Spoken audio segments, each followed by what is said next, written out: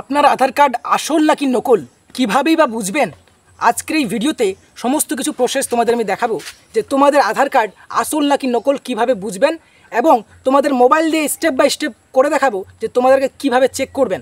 সমস্ত কিছু প্রসেস এই মোবাইলে গিয়ে দেখাবো, তাই অবশ্যই ভিডিও প্রথম থেকে শেষ পর্যন্ত দেখো এবং আমাদের চ্যানেলে নতুন থাকলে চ্যানেলটিকে সাবস্ক্রাইব করো, ভিডিওটিকে লাইক করো। তো চলো তোমাদের আমি ডাইরেক্টলি দেখাচ্ছি।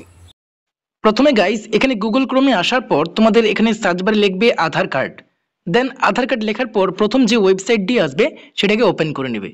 তো ওপেন করার তো গাইস ওয়েবসাইটটি আমাদের সামনে খুলে গেছে।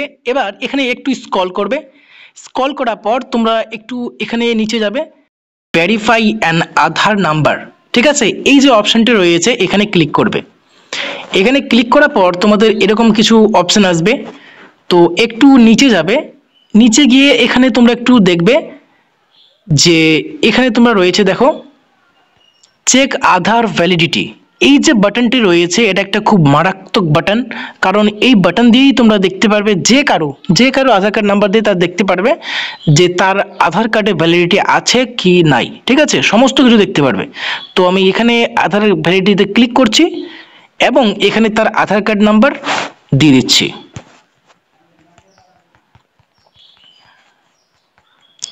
তো আধার কার্ড নাম্বার দেওয়ার পর এখানে নিচে ক্যাপচা ফিল করতে হবে, তো আমি ক্যাপচাটা ফিল করে দিচ্ছি।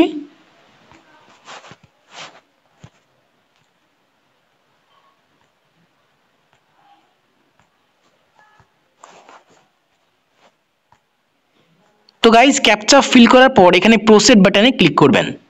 প্রসেড বাটনে ক্লিক করলেই এখানে দেখতে পারবেন অ্যাক্সেসড আধার ভেরিফিকেশন কমপ্লিটেড, মানে এই যে আধার নাম্বারটা আমি দিলাম যার নামে আছে এখানে নাম শো করবে এবং সমস্ত কিছু এখানে তোমাদের শো করবে, ঠিক আছে? আমি হাইড করে রেখেছি কারণ প্রাইভেসির জন্য রয়েছে।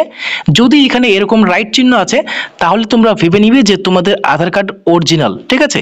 যদি রাইট চিহ্ন না আসে তাহলে কিন্তু ডুপ্লিকেট। একদম ভালোভাবে তোমরা একটু ভালোভাবে দেখে নিবে। এখানে তোমাদের মোবাইল নাম্বার সব কিছু এখানে শো করবে, আমি হাইড করে রেখেছি কারণ প্রাইভেসির জন্য।